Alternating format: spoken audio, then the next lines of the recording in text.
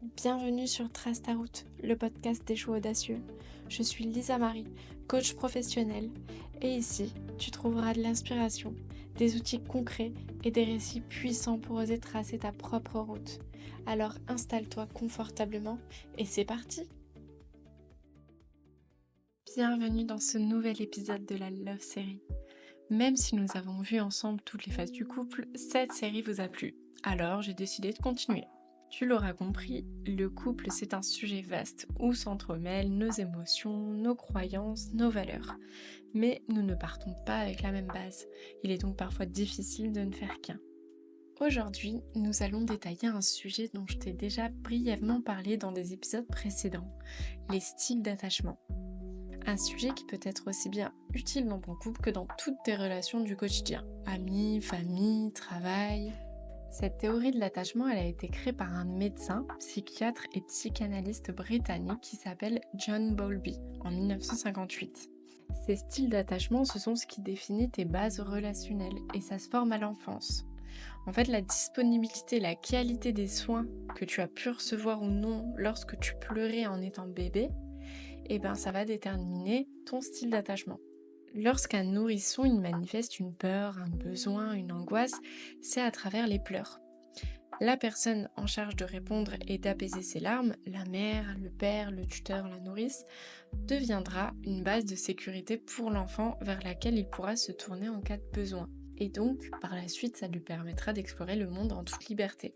Donc, la façon dont nos besoins fondamentaux ont été respectés ou non crée nos croyances sur ce que l'on mérite et ce que l'on vaut, comment on doit traiter les autres et comment les autres doivent nous traiter en retour. C'est ce qui marque notre personnalité relationnelle. Dans cet épisode, on va se servir de ces styles d'attachement pour mieux se comprendre, pour mieux comprendre l'autre. Et par la même occasion, on peut répondre à cette fameuse question: pourquoi je tombe toujours sur le même type d'homme ou le même type de femme? Dans les relations amoureuses, nous sommes attirés par les personnes qui confirment les pensées ou croyances que nous avons nous-mêmes. Et dans le cas où nous avons une personne qui ne confirme pas ses croyances, on a tendance à pousser notre partenaire à devenir ce qu'il n'est pas, pour qu'il corresponde à ce qu'on pense de nous. Je vais te donner un exemple, du genre, j'ai la croyance que l'on m'abandonne toujours.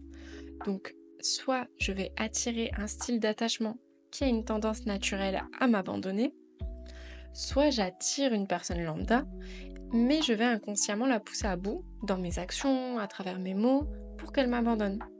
Et comme ça après, je pourrais reconfirmer ce que je pense de moi. Ok, on m'abandonne toujours, j'avais raison. Allez, maintenant laisse-moi t'expliquer les styles d'attachement afin que tu puisses voir dans lequel tu te reconnais le plus. Tout d'abord, il y a le sécure. Lui, il n'éprouve pas de difficulté à exprimer ses besoins et à satisfaire ses proches. Ses proches ou son partenaire ou sa partenaire. Il a assez confiance en lui au sein de la relation. Il se sent concerné par le bien-être de son partenaire, donc il est attentif aux besoins de son conjoint autant qu'aux siens, sans compétition. Il a tendance à gérer les conflits assez paisiblement, que ce soit les désaccords, les disputes, tout ça, c'est ok pour lui. Il n'est pas sur la défensive ou dans l'attaque. Les conflits sont plutôt abordés avec équité. Il est à l'aise avec la proximité, les contacts physiques, l'intimité, la sexualité. Tout ça, il gère. Il ne cherche pas spécialement à fixer des limites parce qu'il ne se sent pas étouffé par la présence de l'autre. Et se sent à l'aise avec l'indépendance. Donc il accepte sans difficulté que son ou sa partenaire ait des activités et des amitiés indépendamment du couple. Il est disponible physiquement, c'est-à-dire qu'il répond aux sollicitations de son ou sa partenaire. Il parle facilement de ses émotions, il observe et écoute celles de son partenaire. Il pardonne aussi facilement. Alors, je dis pas qu'il se laisse marcher dessus, mais il va pas revenir sur une dispute pendant des semaines ou des mois. C'est un style d'attachement sain. Ensuite, il y a les personnes à l'attachement ambivalent. Celles-ci, elles ont un fort désir de connexion. Une fois en lien, ces personnes, elles peuvent être très attentionnées, très démonstratives, investies. Ça, c'est le point positif. En revanche, elles sont plus anxieuses vis-à-vis de la relation. Elles ont souvent besoin d'être rassurées. Elles ont des attentes démesurées qui sont quasiment impossibles à combler. Elles sont extrêmement sensibles au rejet. Elles ont peu confiance aux autres et peuvent développer des comportements de vérification. Du genre, elles vont peut-être fouiller tes poches avant de mettre une machine ou checker ton téléphone, enfin chercher peut-être même des preuves de tromperie. Ce style d'attachement, il consacre une grande énergie à la recherche de proximité avec son ou sa partenaire, mais c'est jamais suffisant. Elles sont jamais rassasiées.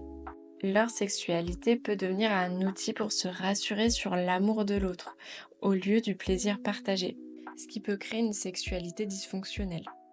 Lorsque son ou sa partenaire a envie de voir des amis ou de sortir, elle peut vite se sentir abandonnée ou trahie. Du coup, pour confirmer sa croyance, elles ont tendance à choisir un partenaire avec lequel il est difficile d'établir une connexion émotionnelle ou qui est peu présent, ce qui fait référence au style d'attachement évitant qu'on va voir ensuite, ou des fois même des manipulateurs pervers. Je vous donne un exemple de situation. Je suis sans cesse dans l'attente d'un signe de la part de mon conjoint pour qu'on se voie, et du coup, j'ai l'impression que notre relation, elle est nourrie seulement grâce à moi. Ce qui active mon système d'attachement, c'est, par exemple, mon conjoint met beaucoup trop de temps à répondre à mes messages, et même lorsqu'on est ensemble, j'ai besoin de plus, je le sens distant. À ce moment-là, mes pensées, mes émotions, mes actions, je me dis peut-être qu'il me trompe, ou qu'il ne pense pas à moi, ou qu'il ne m'aime pas comme moi je l'aime. Je suis anxieuse, je suis obsédée, et je suis dans l'attente de son appel où je le bombarde de messages. Et lorsqu'il revient, eh ben, soit je suis en colère, soit je fais la tête. Intérieurement, je me sens abandonnée, je me sens incomprise. Ça se finit par une dispute, et donc ça détériore la relation. Ensuite, il y a les personnes à l'attachement évitant. Comme son nom l'indique, elles sont distantes émotionnellement de leur partenaire. Du côté positif, c'est qu'elles n'ont pas de dépendance affective et peuvent apporter une forme de calme et d'indépendance dans la relation. En revanche, elles peuvent se sentir mal à l'aise avec l'intimité et redoutent les genres de relations avec trop de connexion, jusqu'à parfois fuir leur partenaire pour répondre à leurs besoins de déconnexion. Ce sont des personnes qui maîtrisent extrêmement bien leurs émotions. Elles paraissent calmes, voire parfois un peu froides. Alors, comme tous les êtres humains, elles ont un désir de connexion. Mais elles seront à l'aise avec ça seulement si une distance est présente. Du genre, je te veux chez moi, mais pas dans ma chambre. Enfin, sauf si je te le demande. Leur sexualité, elles peuvent être vécues comme une contrainte ou même un devoir si l'intimité, elle devient trop chargée émotionnellement. Comme ces personnes ont besoin d'espace, certaines ont un métier qui implique d'être absent. Elles vont devoir partir en déplacement ou être régulièrement hors de la maison. Et d'autres, elles s'exprimeront à travers des activités comme la lecture ou les écrans seuls et longtemps et souvent. C'est pas la lecture qui fait de toi une personne évitante ou les écrans. C'est la répétition et le temps que tu vas passer seul. Dans le couple, on dit souvent de cette personne qu'elle est là mais qu'elle est absente en même temps. En fait, on est avec elle mais on la sent pas présente. Le réconfort, les émotions, les moments de tendresse ou la démonstration affective, ce ne sont pas forcément des besoins primaires. Chez cette personne, elle va d'abord diriger son attention vers des dimensions plus intellectuelles ou matérielles. Je vous donne un exemple. Avec mon conjoint, on se dispute souvent parce qu'il a toujours besoin d'attention. Il n'est jamais satisfait et moi, ça me décourage à la longue. Ce qui active mon système d'attachement, c'est que je ne peux pas avoir un moment agréable avec mes amis. Moi, je me sens privée de mon espace. Je me sens prise à la gorge, j'ai envie de fuir, je me sens privée de ma liberté, ça m'énerve et donc je coupe mon téléphone. Je me dis de lui qu'il doit être sûrement dépendant affectif, donc ça me fait encore plus fuir. Je l'aime aussi, donc je me sens quand même coupable de ne pas répondre à ses besoins, mais c'est quand même trop pour moi. Et donc, ça finit en dispute, ce qui détériore la relation. Et pour finir, il existe l'attachement désorganisé. Ces personnes, elles peuvent créer un lien sincère, profond et touchant. C'est des personnes qui adorent les relations intenses, mais super intenses. Tellement intenses qu'elles en deviennent souvent chaotiques. Elles ont une sexualité comme le reste, assez instable. Une fois passionnées, une fois le néant. Les relations amoureuses, elles sont vécues comme des montagnes russes. Elles vont fortement s'accrocher à leur partenaire lorsqu'elles se sentent rejetées. Elles vont tout faire. Elles vont répondre à leurs besoins, à leurs attentes. Ça va être la personne idéale. Et puis au bout d'un moment, elles se sentent privées de leur liberté. Et donc elles vont être en totale opposition avec leur ancien comportement.